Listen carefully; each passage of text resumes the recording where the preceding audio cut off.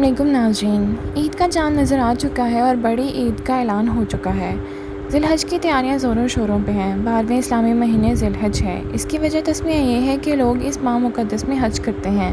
اس ماہ مقدس کے پہلے عشرے کا نام قرآن پاک میں ایام معلومات آیا ہے۔ ذی الحج کا مہینہ ان 4 برکت اور حرمت والے مہینوں میں سے ہے۔ اس ماہ مبارک میں نوافل کثرت سے پڑھیں۔ روزے، تلاوت قرآن پاک، تسبیح اور صدقات و خیرات وغیرہ اعمال کا بہت بڑا ثواب و اجر ہے، اور بالخصوص اس کے پہلے 10 دنوں کی اتنی فضیلت ہے کہ اللہ تعالیٰ نے اس عشرے کے 10 راتوں کی قسم فرمائی ہے۔ قرآن پاک میں ارشاد ہے، قسم ہے مجھے فجر کی عید قربان کی اور 10 راتوں کی جو ذی الحج کی پہلی 10 راتیں ہیں، اور قسم ہے جفت اور طاق کی جو رمضان المبارک کی آخری راتیں ہیں، اور قسم ہے اپنے حبیب محمد صلی اللہ علیہ وسلم کے معراج کی رات کی۔ ذی الحج کے مشہور واقعات۔ ماہ ذی الحج کی پہلی تاریخ کو حضرت فاطمہ رضی اللہ عنہا کا نکاح حضرت علی رضی اللہ عنہ کے ساتھ ہوا۔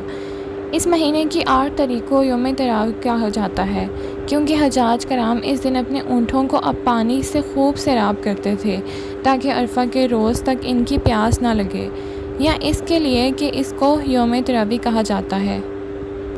سیدنا حضرت ابراہیم علیہ السلام نے 8ویں ذی الحج کو رات کے وقت خواب میں دیکھا تھا کہ کوئی کہنے والا کہہ رہا ہے کہ اللہ تعالیٰ تجھے حکم دیتا ہے کہ اپنے بیٹے کو ذبح کر۔ تو آپ نے صبح کے وقت سوچا اور غور کیا کہ یہ اللہ تعالیٰ کی طرف سے ہے یا شیطان کی طرف سے ہے، اسی لیے اسے یوم ترویہ کہتے ہیں۔ اس مہینے کی 9ویں تاریخ کو عرفہ کہتے ہیں، کیونکہ سیدنا حضرت ابراہیم علیہ السلام جب 9ویں تاریخ کی رات کو یہی خواب دیکھا تو پہچان لیا کہ یہ خواب خدا تعالیٰ کی طرف سے ہے۔ اسی دن حج کا فریضہ سر انجام دیا جاتا ہے۔ 10ویں تاریخ کو یوم نر کہتے ہیں، کیونکہ اس روز سیدنا حضرت اسماعیل علیہ السلام کی قربانی کی صورت پیدا فرمائی تھی۔ اسی روز عام مسلمان قربان کرتے ہیں۔ اسی مہینے کی 11ویں، 12واں اور 13 تاریخ کو ایام تشریق کہتے ہیں۔ اسی ماہ کی 14 تاریخ کو سیدنا حضرت علی رضی اللہ عنہ نے نماز میں اپنی انگوٹھی صدقہ کی تھی۔ اس مہینے کی 26 تاریخ کو حضرت سیدنا داؤد علیہ السلام پر استغفار نازل ہوئی۔ اسی مہینے کی 28 تاریخ کو سیدنا حضرت علی کرام رضی اللہ عنہ خلافت پر بیٹھے تھے۔ قرآن پاک میں ارشاد ہے، قسم ہے فجر کی اور 10 راتوں کی اور جفت اور طاق اور رات کی جب وہ چلنے لگے۔ سورۃ الفجر۔ یہ 10 راتیں کون سی ہیں؟ مفسرین کا کہنا ہے کہ اس سے ذی الحج کی پہلی 10 راتیں مراد ہیں۔ اللہ رب العالمین نے ان 10 راتوں کی قسم کھائی ہے۔ اس سے بھی ذی الحج کی پہلی 10 راتوں کی عظمت کا اندازہ لگایا جا سکتا ہے۔ رسول اللہ صلی اللہ علیہ وسلم نے بھی ابتدائی 10 ایام کی عظیم الشان فضیلت بیان فرمائی ہے۔ فرمایا کہ ذی الحج کے مہینے سے کوئی مہینہ عبادت کے لیے بہتر نہیں۔ اس کا مطلب یہ ہوا کہ رمضان بھی اس کی عبادت کے لحاظ سے بہتر نہیں، ہاں البتہ اگر اس کے برابر ہو تو اس کا انکار بھی نہیں کیا جا سکتا۔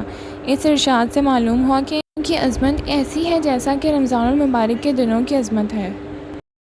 صلی اللہ علیہ وسلم نے فرمایا، اللہ کے نزدیک ذی الحج کے 10 دنوں سے زیادہ عظمت والا کوئی دن نہیں، اور نہ ہی ان دنوں کے عمل سے اور کسی دن کا عمل زیادہ پسندیدہ ہے، لہٰذا تم لوگ ان دنوں میں تسبیح یعنی سبحان اللہ، لا الہ الا اللہ، الحمدللہ، اللہ اکبر خوب کثرت سے پڑھا کرو۔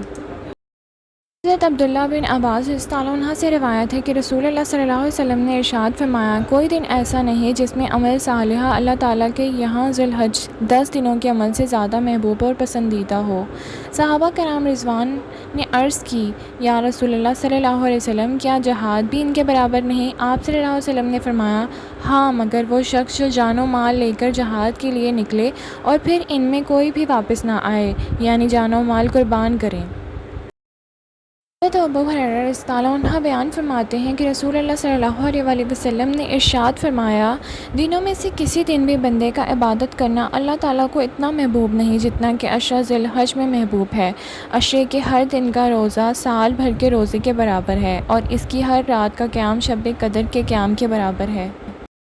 اگر آپ حج کے دن 101 دفعہ پڑھیں گے تو انشاءاللہ اس کو پڑھنے کی برکت سے آپ کو آپ کے ہر جائز مقصد میں کامیابی ملے گی، ہر جائز مقصد آپ کا پورا ہوگا، اور اس کے ساتھ ساتھ آپ کی جو بھی حاجتیں ہیں انشاءاللہ وہ بھی اللہ کے حکم سے پوری ہوں گی۔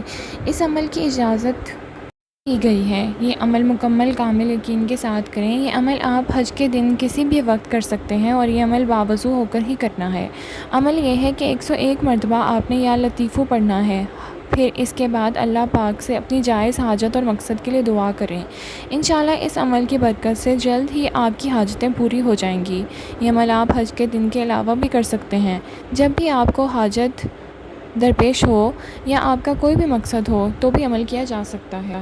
تو کوئی بھی ذی الحج کی 9 تاریخ کو 4 رکعت نوافل نماز اس طرح سے پڑھے کہ ہر رکعت میں سورہ فاتحہ کے بعد 3 مرتبہ سورہ کافرون اور 21 مرتبہ سورہ اخلاص پڑھے تو انشاءاللہ اللہ تعالیٰ کے حکم سے اس کی جو بھی جائز حاجت ہوگی وہ پوری ہو جائے گی۔